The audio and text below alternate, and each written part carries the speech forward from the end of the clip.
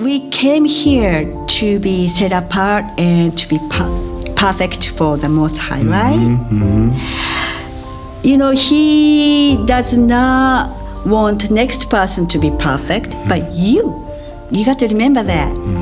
He's showing you to be perfect for him. You got to remember that. So any tribulation, offense, you got to remember that's not other person, you.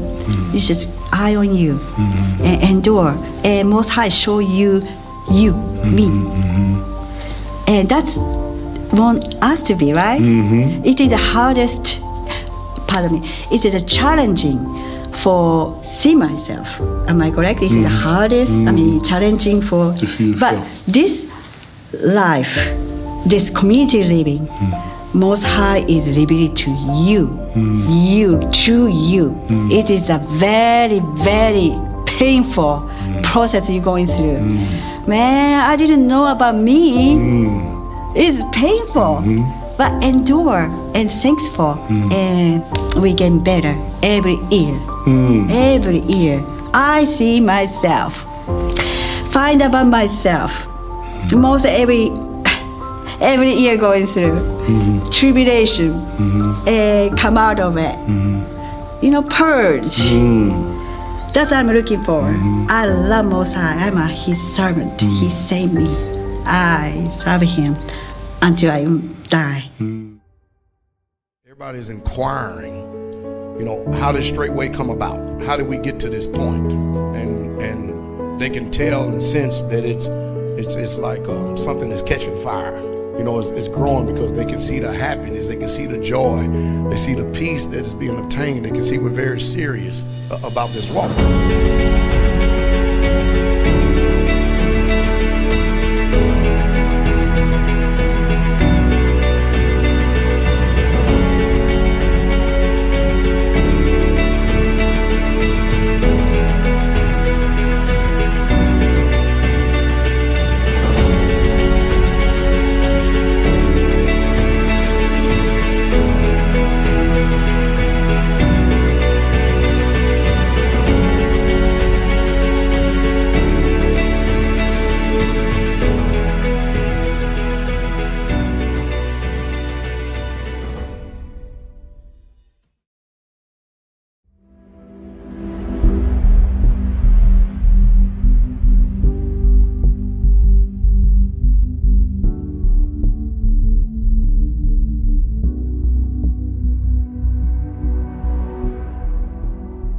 Well, thank you so much for being on the Berean Moment.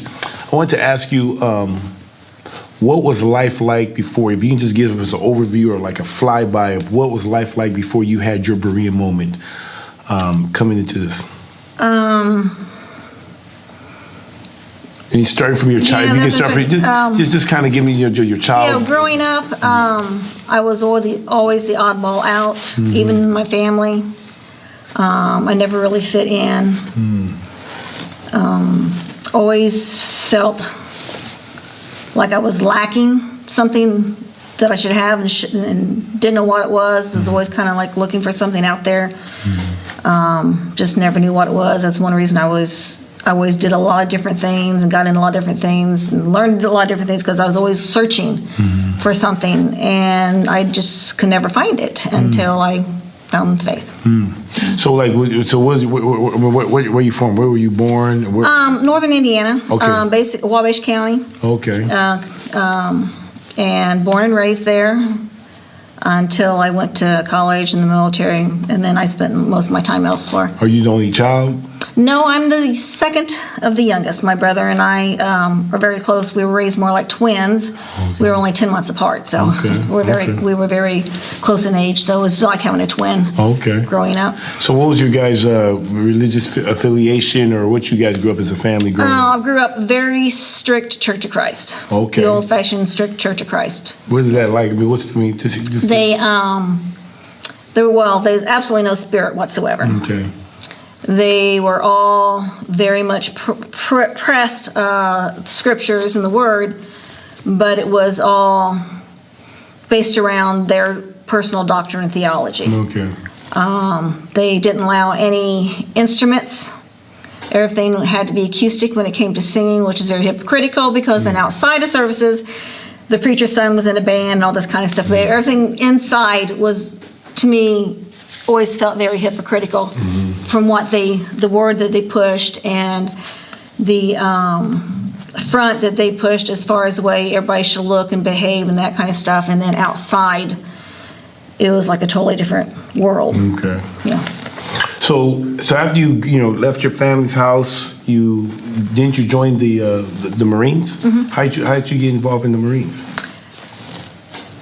That's kind of a story, but it boiled down to when I was in college.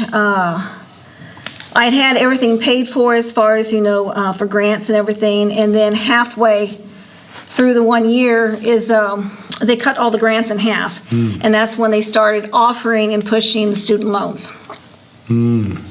And I refused to take loans out to finish school, and so I left at mid-year that year, and I was just kind of hanging in limbo.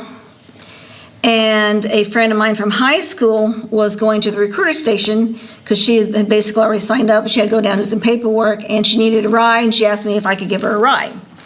So I ended up going down, giving her a ride, and I ended up going in, and she didn't.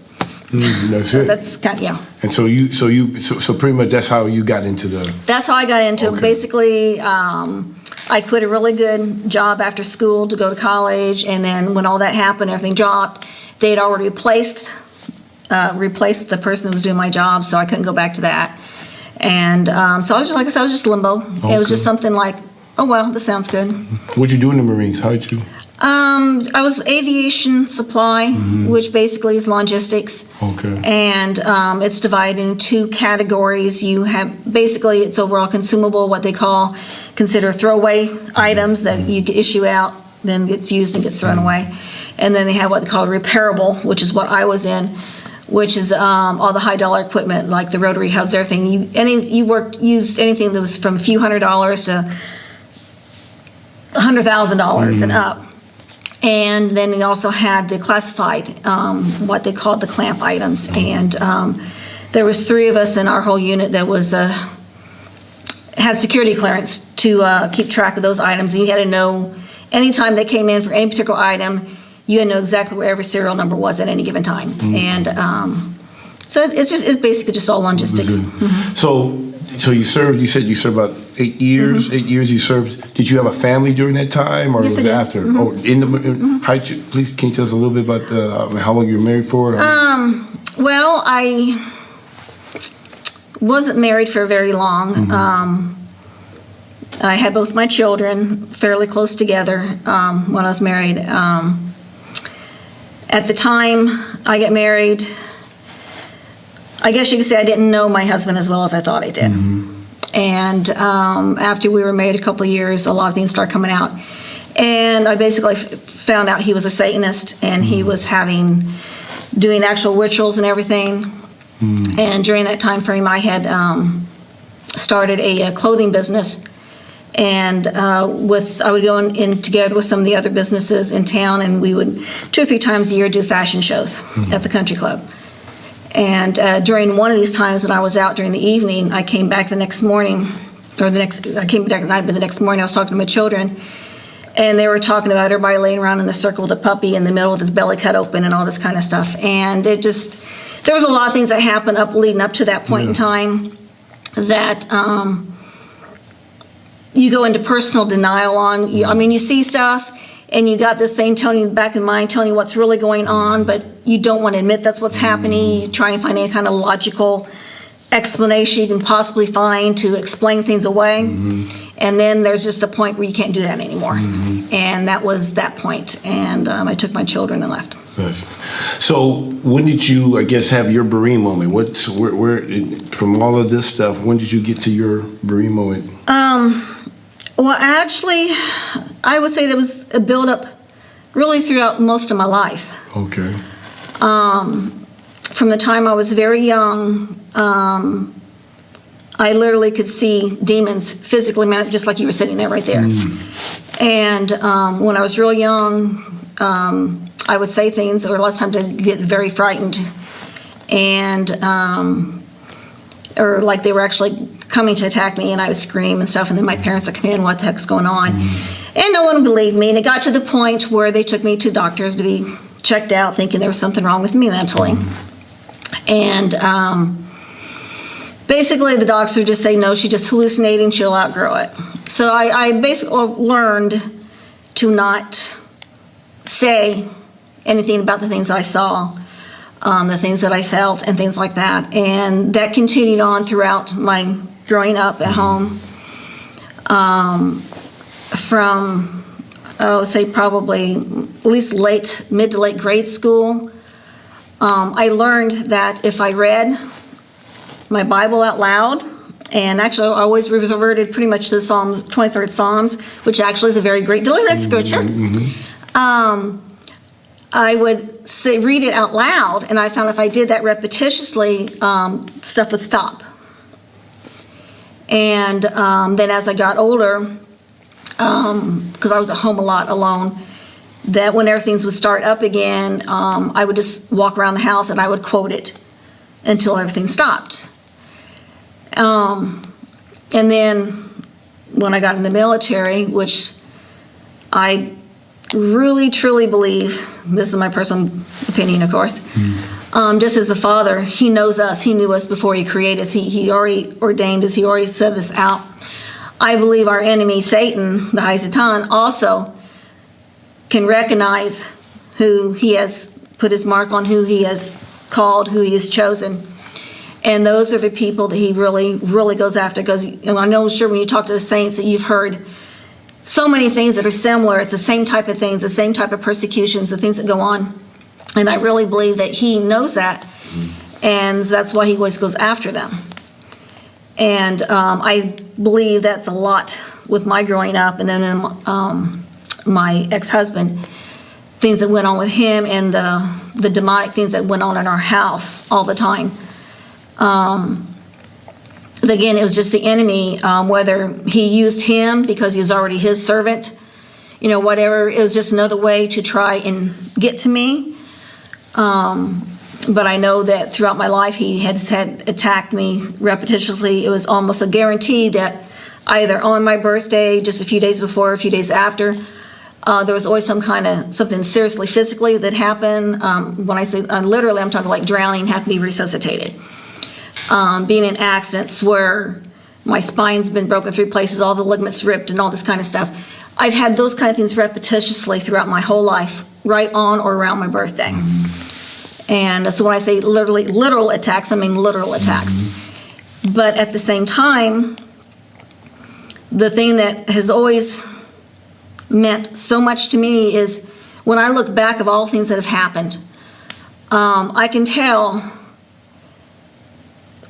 even though back then I wasn't saved, I didn't have the Holy Spirit, I had a knowledge of the Most High, but I didn't have that fellowship. I didn't have, that's what I was always looking for. I just didn't know that's what I was looking for. But through all that, through all the things that I did in my life, things that, I always had this nagging in back of me, you shouldn't be doing this, you shouldn't be in this place, you shouldn't put yourself in, you shouldn't be, did it anyway. That the Father always had, in a way, kind of like the hedge. The enemy could attack. He could do something, but he'd only go so far. And then it's like he wasn't permitted to go past that point. And I just think that's the way it is with the Most High's people. And I think the enemy knows who we are, and that's why he attacks us so much. But you hear everybody talk about, this, but it's like, it could have been so much worse than what it was, but there's like a point it didn't go past. And I've got so many of those times in my life that I couldn't even count them anymore, where I know the Father had his hand on me, even though I wasn't walking his path yet, and I wasn't serving him yet, that he never allowed the enemy to go past a certain point in his attacks on me. And that is, I think, what really, you want to say was my Berean moment. Because I had, with my divorce and stuff with my husband in 85. Between 85 and 88, my life was just total blown out hell. But getting to that point, that's also the point I've pretty much, where you got so fed up, it's like you finally start listening to the Spirit and start letting Him lead you. And that was really where my moment was. So how did you find Straitway Truth Ministry? How did that come into play? Well, there was no Straitway Truth Ministry at that time. Didn't even exist. Yeah. Didn't even exist. Yeah. So what did you do during that time when you came into your Berean Moment? So what did you do? I had started studying the Word on my own. Okay. And I started